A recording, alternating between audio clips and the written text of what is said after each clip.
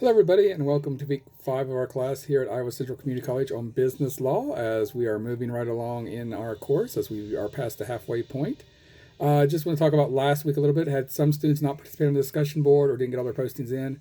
Remember, everybody, to get your full 10 points in the discussion board, we need to see 8 postings over the course of 4 separate days. The postings have to be substantive, adding to the course discussion. So those are pretty easy points. So please be sure that if you did not get your points last week, make sure you get them this week and get all your postings in across the discussion board for the entire week.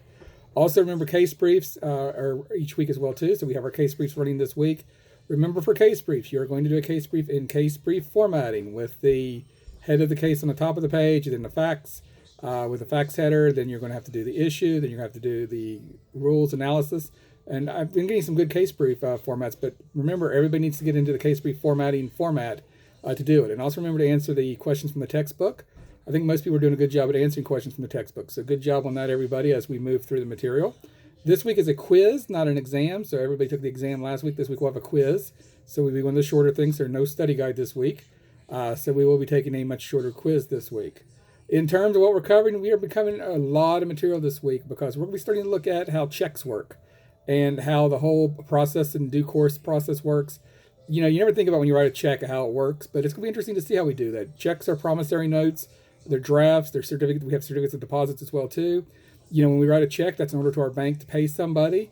We give that check to whoever we're paying it to, like the electric company or something. The electric company sends it back to the bank, and the bank then will deposit that money to the electric company and take it out of our checking account. So we're looking at how those kind of things work. We're going to look at negotiable instruments, which are negotiated between two parties, versus non-negotiable instruments, which are kind of contracts of adhesion. You sign the contract, but one side really has all the negotiating power to it. We'll talk about how contracts are endorsed. So we'll look at different types of endorsement, blank endorsements, specific endorsements. So we're looking at the different types of endorsements and how companies initiate and use these type of endorsements as well too. We'll talk about how there's people out there called a holder in due course, which means you have the right to hold that negotiable instrument above everybody else. And we'll talk about what are the legal facts and circumstances that give you the right to be a holder in due course. So that's some interesting things as well too. We're looking at the difference between certified checks, cashier checks. We're looking at the banking system itself. We'll talk about the FDIC, Federal Deposit Insured Creditors, why that's important if you have a bank. Something to look for when you go to the bank next time. See if your bank is an FDIC, and hopefully it is. So we're looking at those checks and banking systems. We'll look at credit. We'll look at secured credit versus unsecured credit. We might have in our lives taken out a secured loan where we put up something that's collateral versus an unsecured loan where they just give you money and you pay it back. We'll talk about collection methods as well too, and at the end of the chapter we're looking at bankruptcies.